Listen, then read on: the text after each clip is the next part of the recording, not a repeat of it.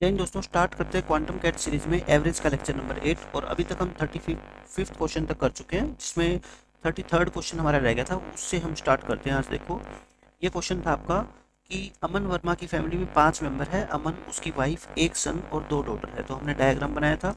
उसके अंदर मिस्टेक कहाँ हुई थी, मैंने आपको बताया था कि मैंने क्या किया, 3 से मल्टीप्लाई नहीं किया। 3 से मल्टीप्लाई करेंगे तो हमारा क्वेश्चन आसान हो जाएगा, क्योंकि उससे फ्रैक्शनल वैल्यू से हम बच जाएंगे। तो यहाँ पे मैं लिख देता हूँ अमन की एज, यहाँ लिख देते हैं उसकी वाइफ की, यहाँ उसका एक सन है, 2 डॉटर है, एक D1 एक D2, और ये क्या है, यंगर है, और दूसरी क्या है, एल्डर है। वो अपने आप एल्डर होगी। अब इसमें क्या रखा है कि यंगर डॉटर की एज कितनी थी, एल्डर से 4/5 थी। इसकी 5x है तो इसकी कितनी होगी, 4x क्वेश्चन में गिवन है। और एल्डेस्ट डॉटर की एज 3/8 टाइम्स है फादर की, तो फादर की कितनी होगी, 8/3। हमने कितना लिखा था, 40x/3 लिख दिया था। फिर सन की एज कहता है 1/5 है अपने फादर की, मतलब कि इसकी 5 से डिवाइड करेंगे तो 8x/3 होगा।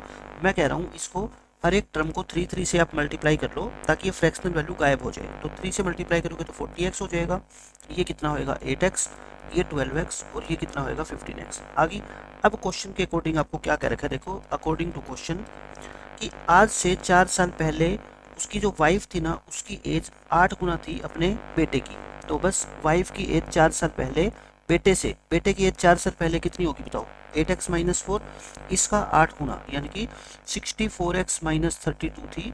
64x माइनस के 32 थी, ये कितनी 4 ईयर्स एगो की बात है, ठीक है। तो प्रेजेंट में कितनी होगी, फिर इसमें 4 जोड़ दो, तो यानी कि 64x-32 प्लस 4, तो माइनस के कितने होंगे 28। तो मैं आपको यही कहना चाह रहा था कि ये जो एज आ गई ना, इनकी क्या आ गई, ये सारी की सारी प्रेजेंट एज आ गई, ये वाली। ये क्या आ गई आपके बच्चों, प्रेजेंट एज आ गई। अब आपको क्वेश्चन में x की वैल्यू निकालने के लिए कंडीशन गिवन है कि sum of the ages of younger daughter और उसकी वाइफ, यानी कि देखो ये रही यंगर डॉटर, ये रही वाइफ, इन दोनों का जो सम है ना, यानी कि 64x-28 प्लस यंगर डॉटर है 12x की, ये इक्वल है उसकी अमन की एज और उसके सन की एज। अमन की एज कितनी है 40x, और उसके सन की एज कितनी है, देख लो ये रही 8x, इसके इक्वल है। तो यहाँ से आपकी x की वैल्यू कितनी आएगी, 1 आएगी, ठीक है। अब सबकी आपको क्या निकालनी है, एवरेज निकालनी है। तो एवरेज करके, ये सबकी एज है, आप क्या करो, इनको सबको ऐड करके और 5 से डिवाइड कर दो। देखो x कितने हो गए 40, 48, और ये कितने हो गए 60, 75। 75x, x की वैल्यू 1 है, प्लस में 64 ये रहे, और माइनस के 28 ये रहे, और 5 से क्या कर दो इसको डिवाइड। देखो 75 को 5 से डिवाइड करोगे तो 15 आएगा, इसमें से ये माइनस करोगे 36, 36/5, तो यानी कि 72/10 आ गया। 15 प्लस 7.2, तो कितना आ गया आपका आंसर 22.2। 22.2, यही आप ऑप्शन नंबर ए टिक कर सकते हैं, ठीक है, आंसर आ गया अपना। अब देख लो क्वेश्चन नंबर 36। इसमें बिल्कुल आसान क्वेश्चन है, सिर्फ आपको कंफ्यूज किया गया है। देखो क्या कहता है, 6 कंजुगेटिव ओड नंबर्स है इंक्रीजिंग ऑर्डर के अंदर, यानी कि ऐसे मैं आपको एक डायग्राम बना के दिखाता हूँ। 1 2 3 4 5 6, ये 6 नंबर है, और सारे के सारे क्या है, कंजुगेटिव ओड नंबर है, यानी कि इनमें डिफरेंस कितने कितने का है, दो दो का। पहला नंबर मान लो, मैं मान लेता हूँ कितना है, x है, तो ये कितना होगा x+2, फिर x+4, फिर x+6, फिर x+8, और ये कितना है x+10 होगा, ठीक है। फिर इस लाइन का कोई मतलब नहीं है, कहता है the difference between the average of the squares of first 4 numbers and the last 4 numbers is 64। इस लाइन का आपके लिए कोई मतलब नहीं है, जो लास्ट वाली लाइन है ना, इससे आपका आंसर आ जाएगा। If the sum of the squares of first and last number is 178, ये कहता है जो ये फर्स्ट नंबर है और जो ये लास्ट नंबर है, इसके स्क्वायर का सम, यानी x का स्क्वायर और x+10 का होल स्क्वायर, ये कितना है 178 है। आप मेरे को बस ये बता दो कि फर्स्ट नंबर और लास्ट नंबर में कितने का डिफरेंस है। आप कहोगे सर 10 का डिफरेंस है ना। मान लो मैं फर्स्ट नंबर को 1 मान लेता हूँ, तो ये कितना होगा 11, इसको 3 मानेंगे तो ये कितना होगा 13, इसको 5 मानेंगे तो ये कितना होगा 15। ऐसे ही तो होगा, क्योंकि कंजुगेटिव ऑड नंबर है। आप देखना कौन सी कंडीशन सेटिस्फाई कर रही है, क्या 1 का स्क्वायर और 11 का स्क्वायर मिलके 178 हो जाएंगे, बिल्कुल नहीं होंगे। 3 का स्क्वायर और 13 का स्क्वायर, 3 का स्क्वायर कितना होता है 9, 13 का स्क्वायर 169, हो गया ना 178। तो यानी कि जो ये x है सबसे छोटी वैल्यू, ये कितनी है आपकी 3 है, और फिर ये 3 है, तो फिर ये कितनी होगी बड़ी वाली वैल्यू 13, लास्ट वाली। आपसे पूछा क्या है एवरेज ऑफ ऑल 6 नंबर्स। आप मेरे को ये बताओ, मैंने कितनी बार आपको समझा रखा है कि ये क्या होती है, एक एपी, और एपी का एवरेज क्या होता है, first term plus last term divide by 2, और अपने को दोनों मिलगी, एक 3 है एक 13 है, और 2 से डिवाइड करो, आंसर कितना आ गया 8। ठीक है, तो कंसेप्चुअल क्वेश्चन था, मैंने जो एवरेज पूरा पढ़ाया है उसके अंदर भी इस क्वेश्चन को इंक्लूड किया था, और यहाँ पे भी आपको दोबारा से एक्सप्लेन कर दिया। अब देखो क्वेश्चन नंबर आपका 37, ये बिल्कुल आसान क्वेश्चन है, इजी क्वेश्चन है। देखो इसमें कहता है एक बोर्ड ऑफ डायरेक्टर है कंपनी का, उसमें 10 डायरेक्टर्स है और उनकी एवरेज एज कितनी है, 48 है। ठीक है, हो गया 48, यानी कि कितने हो गए टोटल, 480 होगी। इसमें से कहता है एक डायरेक्टर जिसकी एज 53 थी उसने रिजाइन कर दिया, रिजाइन कर दिया मतलब छोड़ के चला गया, 53 कम होगी एज, और उसी दौरान एक डायरेक्टर की क्या होगी, डेथ होगी सेम डे पे।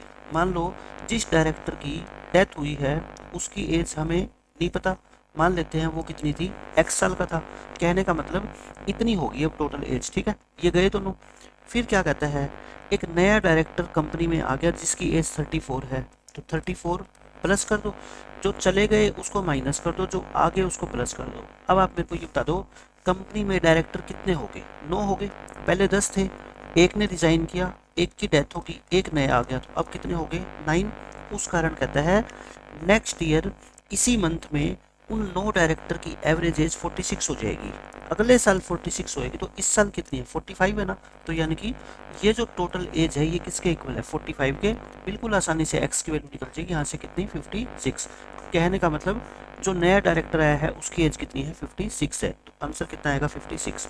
The age of the late late director, sorry जो लेट डायरेक्टर, जो यानी कि जिसकी डेथ होगी उस टाइम पे उसकी एज कितनी थी, 56 थी, क्योंकि हमने क्या माना एक्स, और एक्स की वैल्यू कितनी आई 56। तो बिल्कुल ही एक लाइन का क्वेश्चन था, सिर्फ कंसेप्ट समझना है आपको।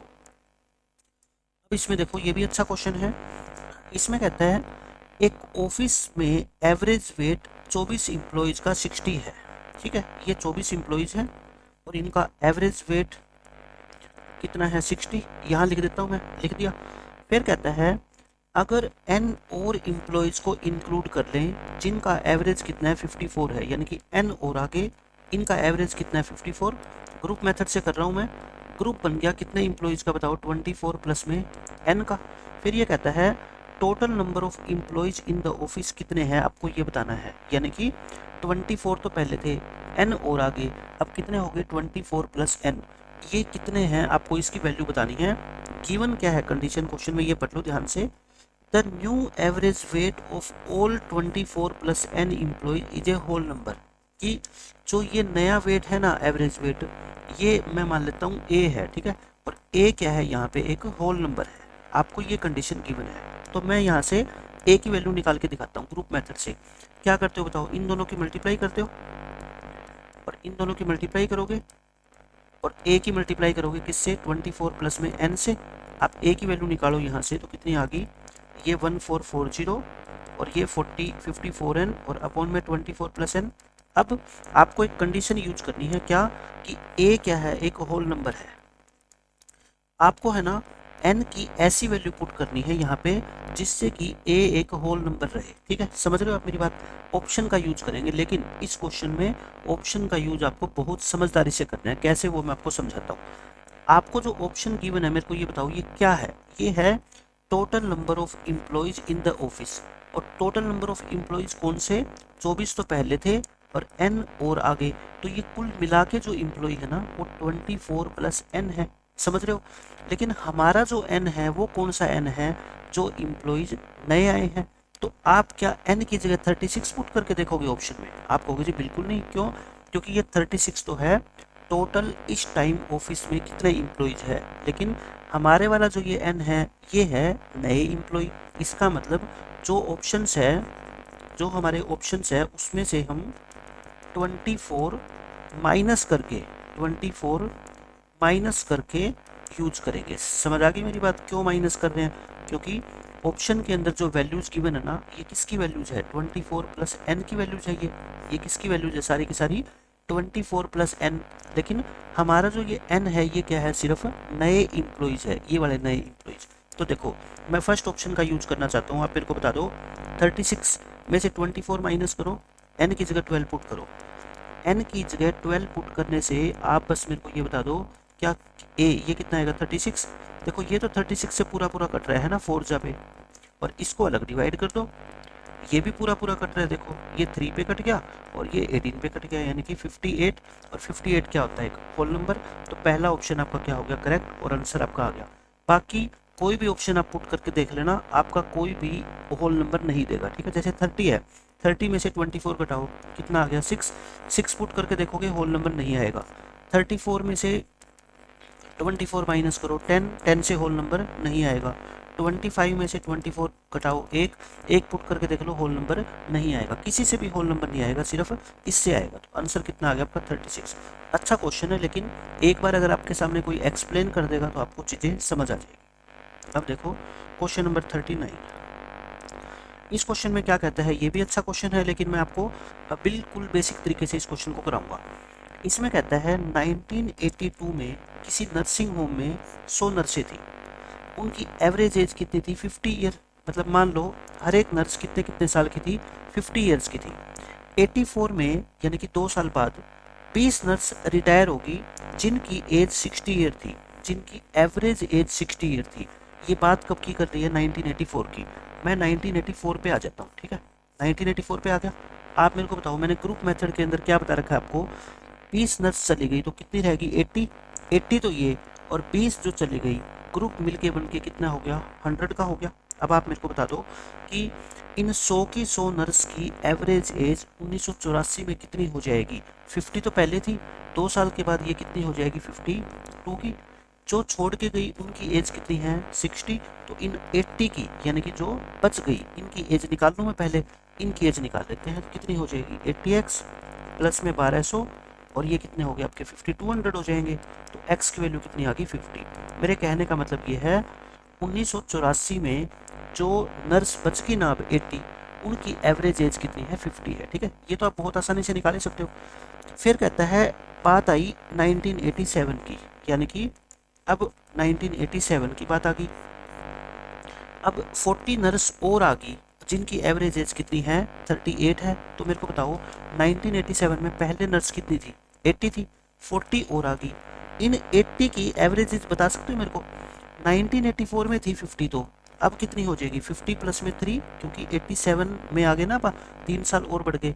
और इनकी एवरेज एज कितनी है आज 38। तो इन टोटल की एवरेज एज निकाल सकता हूँ मैं। अच्छा 80-40 को रेशो में यूज कर लो, 2:1 में, ठीक है। इनकी 53 है, इनकी 38 है। मल्टीप्लाई करो 106 प्लस 38, और नीचे कितना आएगा 2 + 1, तो ये कितना आ गया 144 डिवाइड बाई 3, यानी कि 48 आ गया। कि ये 48 आ गया है ना। कहने का मतलब मैं ये कहना चाह रहा हूँ आपको कि 1987 में जो 80 और 40 120 नर्स होगी ना, इनकी एवरेज एज मिला के कितनी होगी 48 होगी। लेकिन आपसे पूछा है सभी नर्स की एवरेज एज 1990 में, तो देखो 1990 यानी कि 3 साल के बाद हर नर्स 3 साल बड़ी हो जाएगी, तो यानी कि एवरेज कितनी होगी उनकी 51। बिल्कुल बेसिक क्वेश्चन। सबसे पहले आपको क्या करना है 1984 पे आना है।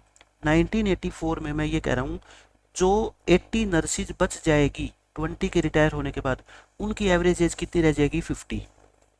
87 में आओ, ये 50 वाली नर्स कितने की हो चुकी होगी आज 53 की। इस टाइम पे 40 और आ गई जिनकी एज कितनी है 38। तो इस ग्रुप की एवरेज निकाल सकते हो आप ग्रुप मेथड से बहुत आसानी से 48। फिर 1990 में पूछा है, मतलब कि 3 साल और आगे आ जाओ तो कितनी हो जाएगी 51 होगी। बिल्कुल आसान क्वेश्चन है। अच्छा यहाँ से जो मैंने ये 50 निकाला था ना, ये मैं एक दूसरे तरीके से भी निकाल सकता हूँ। मैं तो आपको बेसिक से करा रहा हूँ। मैं तो सीधा निकाल सकता हूँ कि देखो इनकी एज आज 52 ईयर्स थी। किनकी 52 ईयर्स थी, इनकी 100 की 100 नर्सों की। जो 20 नर्स छोड़ के गई है वो अपने साथ 60 ले गई है ना, यानी कि एवरेज से 8 ज़्यादा ले गई। और 20 नर्स है यानी कि 160 साल अपने साथ क्या लेगी, ये एक्स्ट्रा लेगी। ये 160 साल कहाँ से कम होंगे, जो बची हुई 80 नर्स है, यानी कि हर एक नर्स की 2-2 साल ले गई, तो 52 में से 2 गए, जो 80 बच गई उनकी एवरेज कितनी होगी 50। लेकिन मैं आपको कंफ्यूज नहीं करना चाहता था, इसलिए मैंने सिंपल तरीके से निकाल दिया ग्रुप मेथड से, क्योंकि ग्रुप मेथड एक ऐसा मेथड मैंने आपको करवा रखा है कि बड़े से बड़ा क्वेश्चन उससे बहुत आसानी से सोल्व हो जाता है। तो ये अपने 39 तक क्वेश्चन थे, जिसमें हमने 33rd क्वेश्चन भी कर लिया, और जो 40 से लेके क्वेश्चन नंबर 44 है वो किसी भी एंगल से मैथ्स का क्वेश्चन नहीं है, तो वे मैं आपको नहीं करवा रहा। नेक्स्ट लेक्चर में हम क्वेश्चन नंबर 45 से स्टार्ट करेंगे और टोटल 50 के 50 क्वेश्चन हम कवर कर लेंगे। ठीक है, मिलते हैं नेक्स्ट लेक्चर में। बाय बाय, जय हिंद।